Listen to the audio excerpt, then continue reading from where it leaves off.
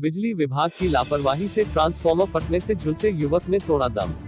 परिवार में मचा कोहराम। सहारनपुर के जिला अस्पताल के सामने लगे ट्रांसफार्मर में लगी आग की चपेट में आने से विगत कुछ दिन पहले 3 लोग बुरी तरह झुलस गए थे, जिसमें से एक व्यक्ति की बीती रात उपचार के दौरान मौत हो गई।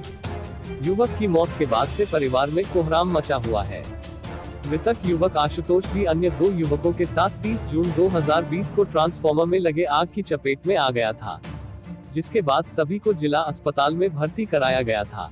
इनमें से आशुतोष की हालत नाजुक देखते हुए हायर सेंटर रेफर कर दिया गया था, जहां बीती रात आशुतोष ने दम तोड़ दिया। उसके बाद मृतक के शरीर को सहारनपुर लाने के बाद पोस्टमार्टम के लिए भेज दिया गया। मृतक के परिजनों ने पोस्टमार्टम हाउस पोस्टमार्टम कराने को मना कर दिया और मुआवजे की मांग की और कई नेता और समाजसेवी ने मौके पर पहुंचकर इस हादसे की निंदा की। काफी मशक्कत के बाद बॉडी का पोस्टमार्टम हुआ। यहाँ ताज्जुब की बात यह है कि इतनी बड़ी घटना घटित हुई, लेकिन अभी तक न तो विभाग के किसी अधिकारी ने और न ही शासनिक अधिकारी ने किसी भी पीड़ित की सुध ली और न ही इस घटना का संज्ञान लिया है। जिस तरह यह घटना घटित हुई है उसकी चपेट में और भी लोग आ सकते थे, जिससे एक बड़ा हादसा हो सकता है, जिसके पीछे बिजली विभाग की बड़ी लापरवाही सामने नजर आती है। अगर विभाग समय समय पर बिजली के ट्रांसफार्मर लाइनों और उपकरणों की जांच करता रहे तो इस तरह की घटनाएं घटित न हो और लोग काल की गाल में समाने से बच जाएं। सहारनपुर से ब्यूरो रिपोर्ट। ये आशुतोष शर्मा हमारे शहर में नवयुवक की बिजली कंपनी के लापरवाही से जो ट्रांसफार्मर पिछले 20 दिनों में फूका, ये तो अपने गंतव्य स्थल पर अपनी मोटरसाइकिल से जा रहा था। ट्रैफिक में अस्पताल चौक पे जाम था।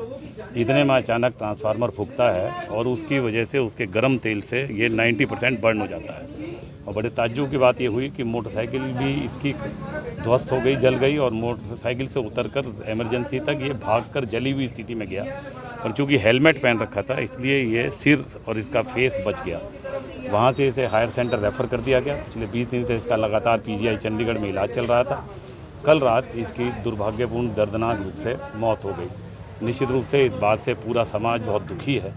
हम सब बहुत भारी मन से इस बात के साथ अपेक्षा कर रहे हैं कि इस मौजूदा सरकार को ये, क्योंकि मात्र इसकी उम्र 30 या 34 साल रही होगी, छोटी सी इसकी बच्ची है, वैवाहिक जीवन में पूरे परिवार का खर्चा किस तरह से चलाएगा। पहले ही ये स्वरोजगार में पार्ट टाइम जॉब करता था, अब किस तरह से बच्ची की पढ़ाई होगी, किस तरह से आगे के भविष्य उसकी पत्नी किस तरह से चलाने का काम करेगी। इस तरफ संवेदनशीलता के साथ योगी सरकार को सोचना चाहिए और उस बारे में तुरंत निर्णय लेना चाहिए। लोगों में गुस्सा है इस बात के लिए। हमारी मांग है कि उसकी पत्नी को सरकारी नौकरी दी जाए और उसी के साथ साथ एक समुचित मुआवजा इस पूरे परिवार को मिले। जिससे मेरा नाम चंद्रमोहन शर्मा है और मैं आशुतोष शर्मा जो मृतक है उसका पिता हूँ।